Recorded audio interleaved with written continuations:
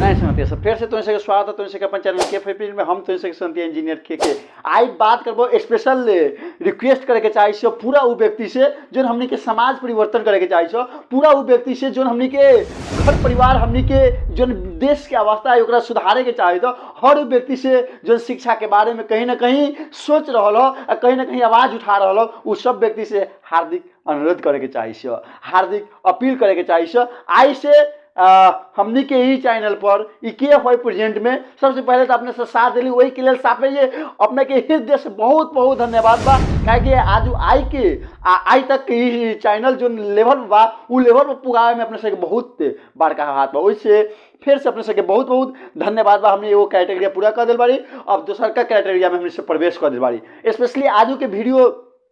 आज से KFY family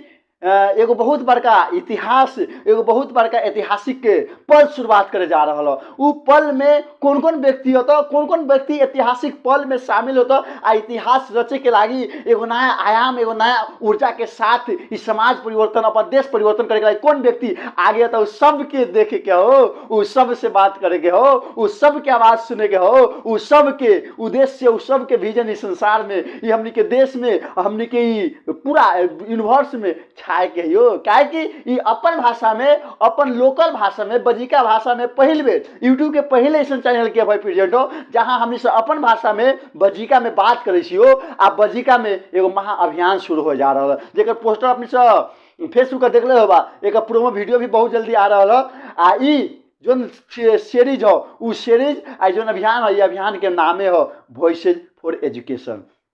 शिक्षा के लागी आवाज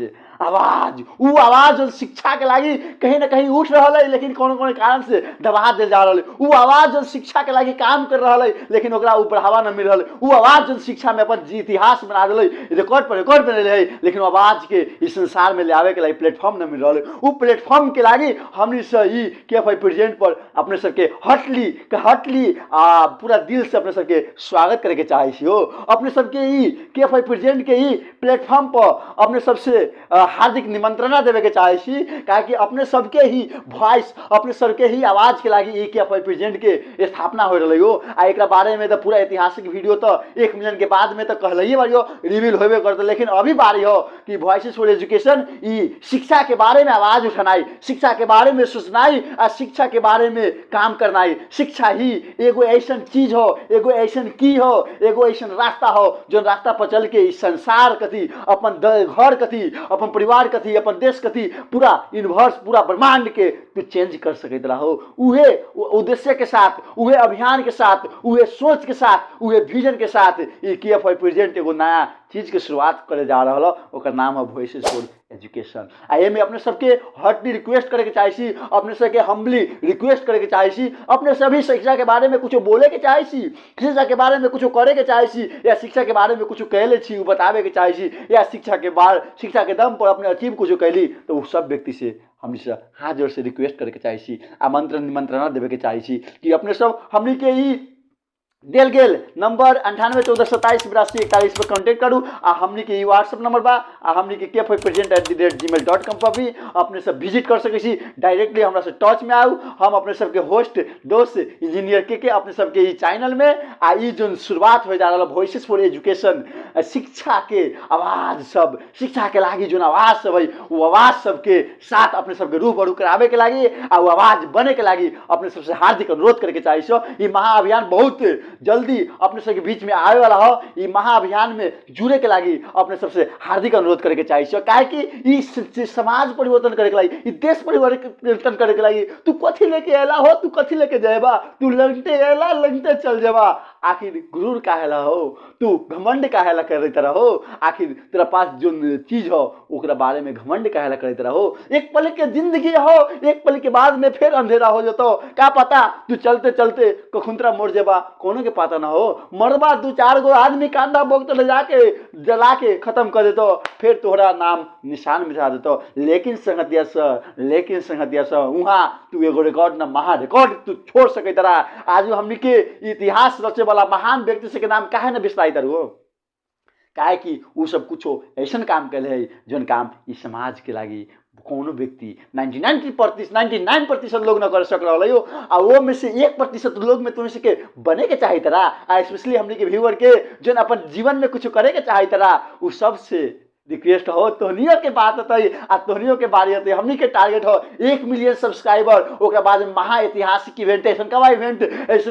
1 मिलियन के बाद में ऐसा कवा इवेंट कि नेपाल में इवेंट अभी तक ले न हो रहा नेपाल के इतिहास में सबसे बड़का घोषणा करे जाए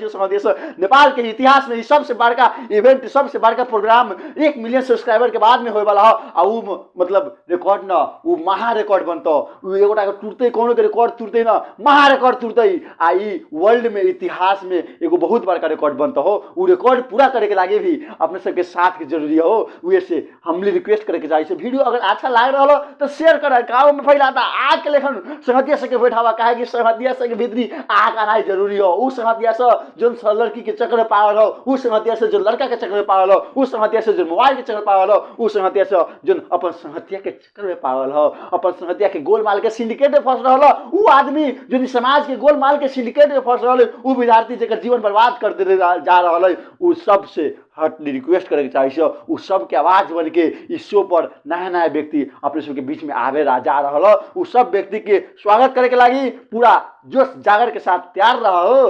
आप बहुत जल्दी फर्स्ट सीरीज तो के बीच में आए वाला हो फर्स्ट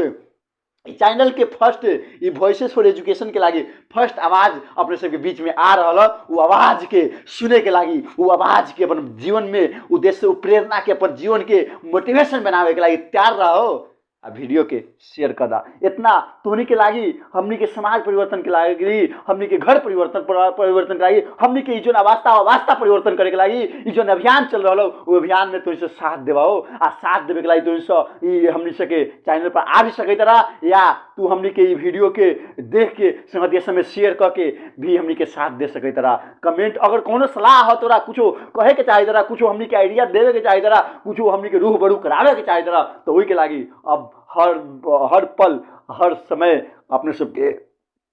साथ बारी हो तू नीचा कमेंट कर सके तरह आ वीडियो संगतिया से शेयर करा कोनो आइडिया हो कोनो टॉपिक हो कोनो व्यक्ति के बुलावे के चाहे तरह वो व्यक्ति के नाम नीचा कमेंट में लिखा हो बार बार एगो चीज कही हो इस संसार में तू एला केकरा लागी हो कौन तोरा इस संसार में ले लो आ तू कथी करे तरह आ बाद में तू कथी करवा हो इस सब चीज के लागी इस संसार के ई विश्व के